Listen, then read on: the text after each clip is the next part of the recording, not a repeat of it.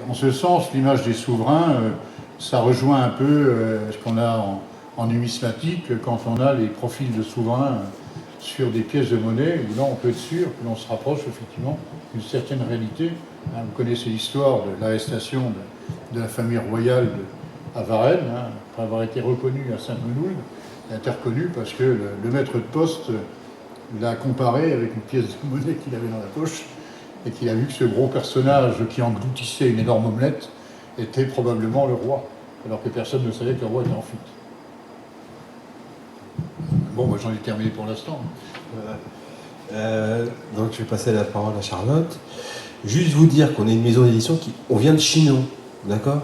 Donc c'est important aujourd'hui de vous dire ça, c'est qu'on vient de 600 km. Donc notre œil extérieur, ce que disait Jacques tout à l'heure, on a une discussion, c'est quand on fait un ouvrage d'une ville, on le fait d'une manière, on ne connaît pas la ville, d'accord? Et le patrimoine d'Épinal est assez exceptionnel par rapport à ce que nous on a. C'est-à-dire que nous on a le Val-de-Loire, on a plein de patrimoine, on est très riche en patrimoine. Vous connaissez, hein? Donc la différence, c'est que quand je vois vos infrastructures aujourd'hui, comme une ville comme Épinal, si on compare à une ville chez nous comme Saumur, voilà, c'est juste énorme ce que vous avez, hein, entre les théâtres, les BMI, les patinoires, vous avez vraiment une infrastructure exceptionnelle. Donc c'est une chance quand même, hein. Donc voilà. Du coup, la question qui s'est posée aussi, c'est par rapport à ces images, c'est comment les associe-t-on à du texte? Alors j'ai vu qu'une partie de ces textes étaient des textes entre guillemets historiques, des citations d'éléments historiques, et vous avez demandé à Charlotte, à qui je vais céder la parole, de faire un travail de restitution par le texte de ce qu'elle entendait, de ce qu'elle voyait en regardant l'image. Et tu as travaillé comment? Alors, d'abord, je veux juste faire une précision. À Saumur, vous n'avez peut-être pas la BMI, mais vous avez les chevaux, vous avez le cadre noir quand même. Non, ce qui est quand même une chance. Non, mais ce que je veux vous dire, c'est qu'aujourd'hui, Saumur est une ville exceptionnelle en termes de patrimoine. Mais c'est vrai que quand vous allez dans des villes comme Épinal, la première vision que vous avez d'Épinal, elle est sûre, c'est pas une vision exceptionnelle. Mais à l'intérieur des choses, quand vous rentrez dans Épinal, quand vous voyez toutes les infrastructures qui ont été mises en place, c'est très très bien. Ouais. Donc, comment j'ai travaillé? En fait, tout simplement, moi, c'est un travail d'interprétation. C'est-à-dire que Jacques disait tout à l'heure que même en tant qu'historien, le travail d'historien est un travail d'interprétation et de reconstitution. D'une certaine manière, je dirais qu'une photographie va être aussi une interprétation du réel. Ce que j'ai essayé de faire avec les textes que vous trouverez dans l'exposition qui est à l'extérieur, là, c'est en fait une interprétation imaginaire dans le cadre des imaginales. Donc je me suis laissée effectivement happer par les photographies de Chanel.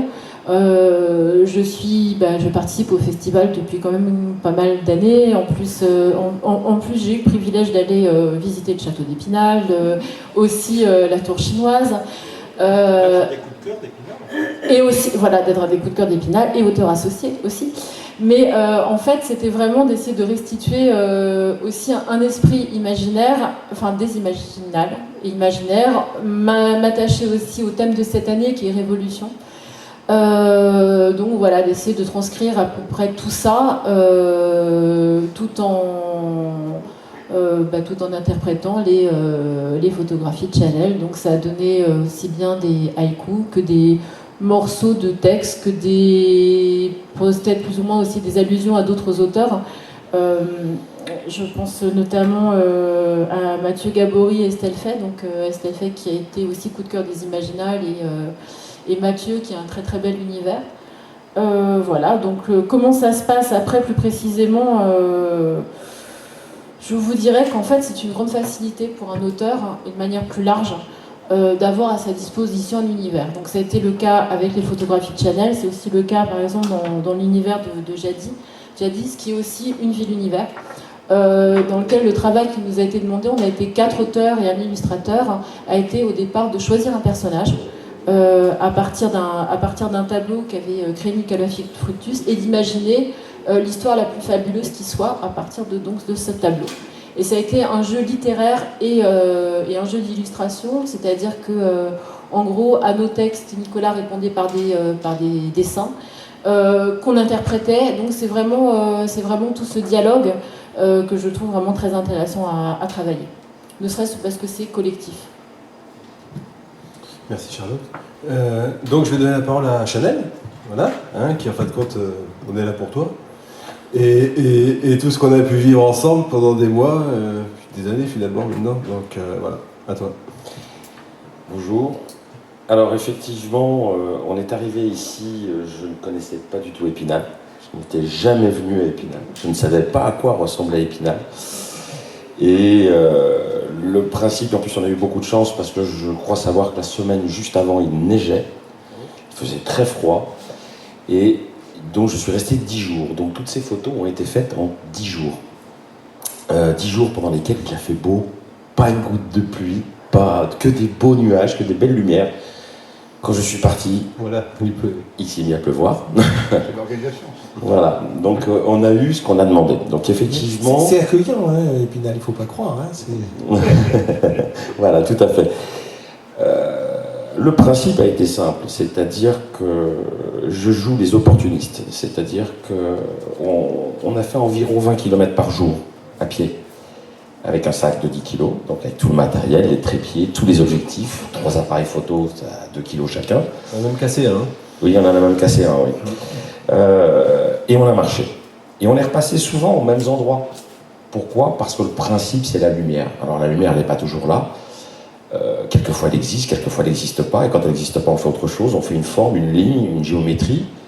Ou quelquefois, c'est juste de la lumière. C'est-à-dire, vous pouvez avoir une barre HLM, et si le ciel est au rendez-vous, vous pouvez créer une image.